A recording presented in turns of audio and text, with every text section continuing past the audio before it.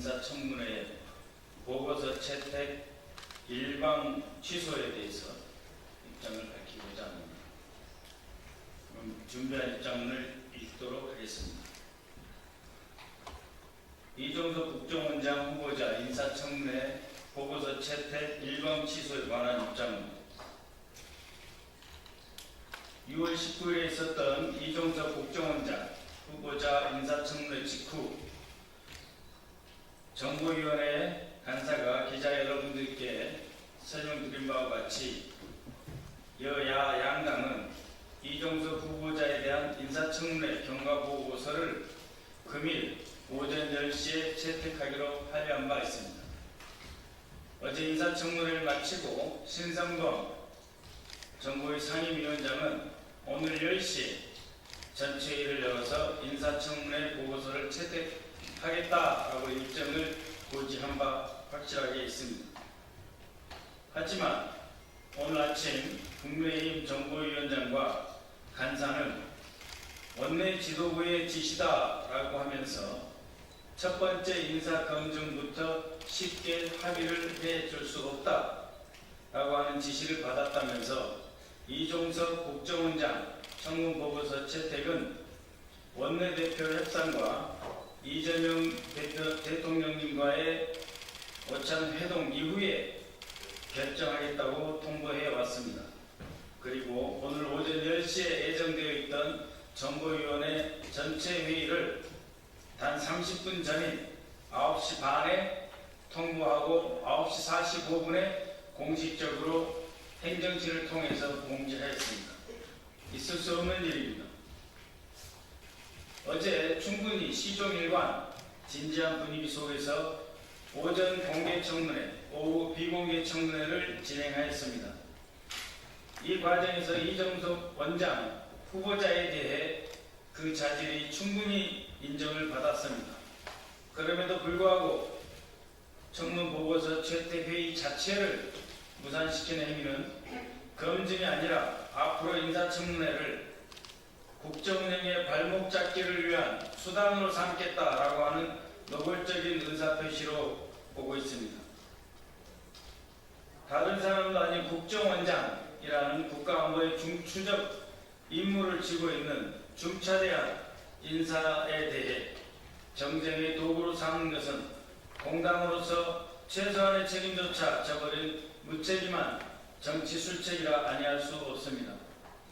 혹시 자당의 분열 위기를 넘어가기 위한 조바심의 표현은 아닌지 묻고자 합니다.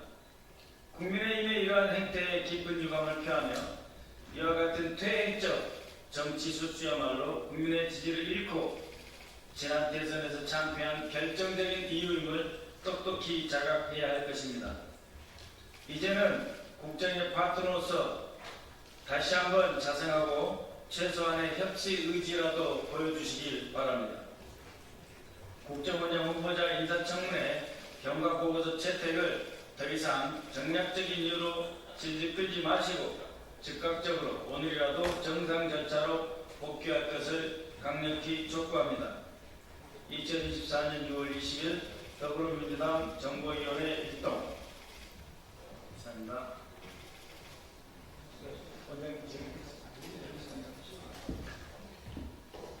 민주당 정보위원 박지원입니다.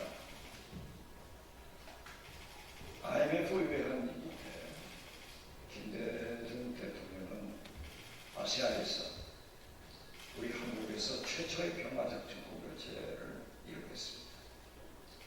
그때 현재 국민의힘 전신인 즉 여당은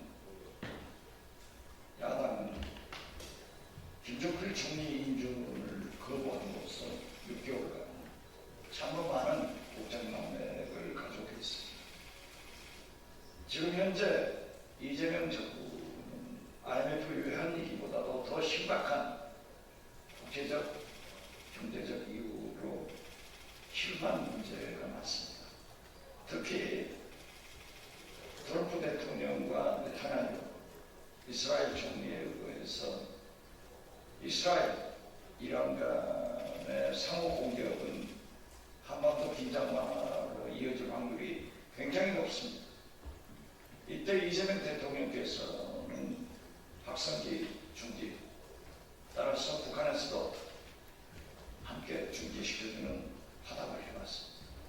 대북 전단 살포 등 대북 유화 제스처를 보냄으로써 많은 한반도 긴장 완화에 기여하고 있습니다. 그리고 미국에서 또 북한과 상당한 접촉을 하고 있는 것으로 알고 있고, 특히 10월 초 에이펙 정회에 참석하는 트럼프 대통령의 평양 방문 여부도 주목을 받고 있는 이때 안보 수장인 국정원장을 아무런 하자 없이 청문보고서 채택을 하지 않는 것은 한반도를 긴장으로 고조시키려고 하는 작태라고밖에 볼 수 없습니다.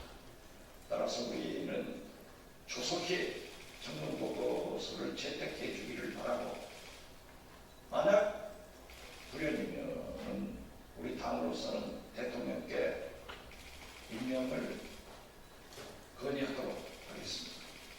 언론인 여러분들의 한반도 현황과 이스라엘, 이란 사태를 보더라도 이종석 국정원장의 청문보고서 채택이 안보를 중시하는 국민의힘의 길이다라는 것을 말씀드립니다. 감사합니다.